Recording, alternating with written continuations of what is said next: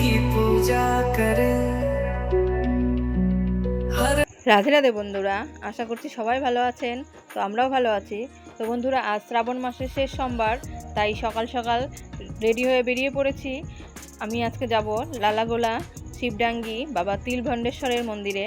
তো আজকে কিন্তু সবাই মিলে বেরিয়ে পড়েছি সকাল সকাল। তো দেখুন, আজকে আমরা কিন্তু শুধু পুজো করতে যাচ্ছি না, যাচ্ছি নানান রকমের উদ্দেশ্য নিয়ে। আমি যাব, আপনারা আমার সঙ্গে চলুন। আজ মন্দির চত্বরটা আপনাদের যতটা পারি ঘুরে দেখাবো, আমিও দেখবো, আর সঙ্গে থাকবেন আপনারা। তো চলুন ভিডিওটি শুরু করা যাক।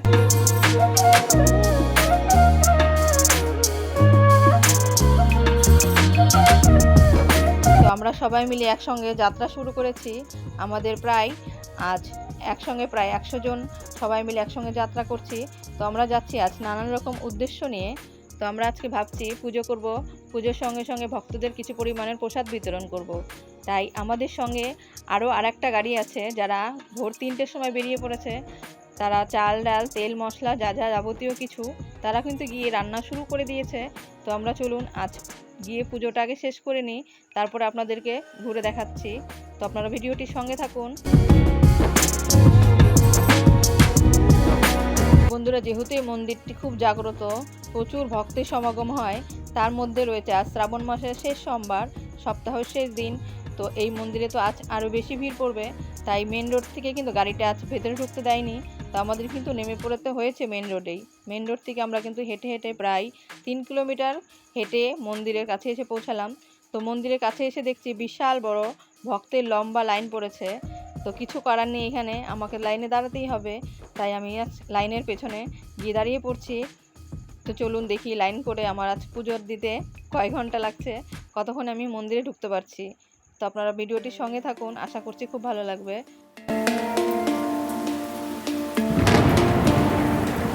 এর মধ্যে কিন্তু রয়েছে দেখুন প্রচুর ভক্ত, কেউ আবার ডন্ডি কেটেও যাচ্ছে বাবার কাছে শুয়ে শুয়ে। দেখুন কত বড় লম্বা লাইন।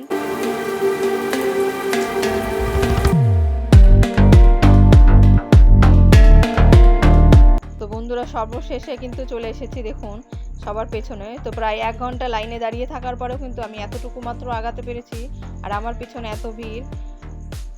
তো বন্ধুরা, অনেকক্ষণ প্রায় 3 ঘন্টা লাইনে দাঁড়িয়ে থাকার পরে কিন্তু আমি শুধুমাত্র মন্দিরে প্যান্ডেল এসে পৌঁছেছি। তো জানি না মন্দিরে ঢুকতে আর কতক্ষণ লাগবে। তো বন্ধুরা দেখুন, অবশেষে কিন্তু আমার গন্তব্যস্থলে এসে পৌঁছেছি। আমি মন্দিরে গেটের সামনে চলে এসেছি। তো দেখুন, এই মন্দিরটি কিন্তু খুবই জাগ্রত। আজ থেকে প্রায় 500 বছর আগের পুরাতন এই বটগাছ। আর এই বটগাছের কোটরের ভেতরে রয়েছে বাবা তিলভণ্ডেশ্বরের মন্দির। তো দেখুন, আমি কিন্তু মন্দিরের গেটের সামনে চলে এসেছি। আর মন্দিরের গেটটি রয়েছে দেখুন, সামনে দেখা যাচ্ছে এই যে বটগাছের গুড়ি। তো বটগাছের গুড়ির নিচেই রয়েছে এই যে মন্দিরের দরজা। তো সবাই দরজার সামনে অপেক্ষা করছি। তো জানি না কতক্ষণে ঢুকতে পারবো।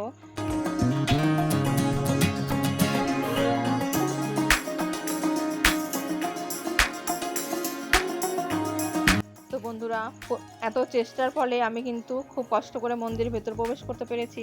তো দেখুন, এখানেই রয়েছে বাবা তিলভণ্ডেশ্বর।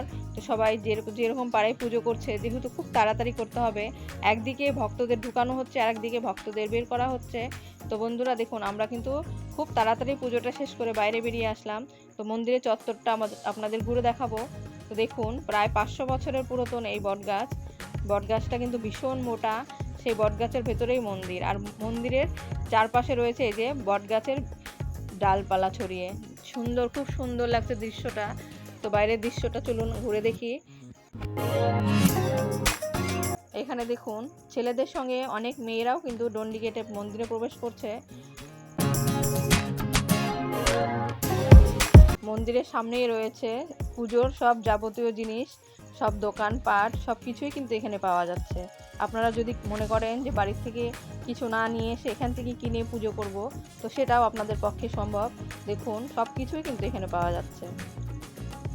তো বন্ধুরা, আমি কিন্তু পুজো শেষ করে যে চলে আসলাম আমাদের প্যান্ডেলে ক্যাম্পে। তো সবাই এসে এখানে অপেক্ষা করছে। অনেকেই কিন্তু পুজো করেনি, সরাসরি এখানে চলে এসেছে। তো আমি যেহেতু পুজো করে আসলাম, প্রায় 4 ঘন্টা লাইনে দাঁড়িয়ে থাকার পরে কিন্তু আমি পুজোর লাইন পেয়েছি। তো এখানে এসে আমি ড্রেস চেঞ্জ করে এই যে চলে আসলাম প্রসাদ খেতে। তো যেহেতু সকাল থেকে উপোস ছিলাম, এখন দুপুর তাই একটু প্রসাদ খেয়ে নেব, তারপরেই সবার হাতে হাতে যতটুকু পারি সাহায্য করব।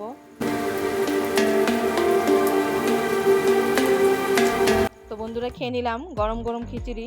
তারপরে কিন্তু বসে আছি, এই যে দেখুন একদিকে রান্না চলছে আর একদিকে চলছে প্রসাদ বিতরণ। তো চলুন সবার হাতে হাতে আমিও একটু প্রসাদ বিতরণ করি। এখানে কিন্তু প্রায় সকাল 6টার থেকে আমাদের এখানে রান্না বান্না শুরু হয়েছে। তো একদিকে রান্না হচ্ছে, একদিকে প্রসাদ বিতরণ হচ্ছে। তো প্রসাদ খাওয়ার পরে কিছু প্রসাদ বিতরণ করলাম, করার পরে যে চলে এসেছি একটু মন্দিরের চত্বরটা ঘুরে দেখবো, আপনাদের দেখাবো। তো দেখুন অনেকটা বড় জায়গা, আর দেখুন মন্দিরের পাশ দিয়ে সুন্দর সিঁড়ি বাঁধানো, সব ভক্তরা বসে আছে। তা আমার তো খুব ভালো লাগলো, আপনাদের কেমন লাগলো কমেন্টে জানাবেন। যদি ভালো লাগে তো অবশ্যই আসবেন। তো বন্ধুরা এখন প্রায় বিকেল সন্ধ্যা নেমে আসলো, এখন রওনার পথে। তো আমরা সবাই এখন বাড়ি চলে যাচ্ছি। যদি ভিডিওটি ভালো লাগে অবশ্যই একটু লাইক দিবেন, সুন্দর একটু কমেন্ট করবেন, আর চ্যানেলটিকে সাবস্ক্রাইব করে সঙ্গে থাকবেন। তো আমার ভিডিওটি দেখার জন্য আপনাদের সবাইকে অসংখ্য ধন্যবাদ। তো দেখা হচ্ছে পরের ভিডিওতে।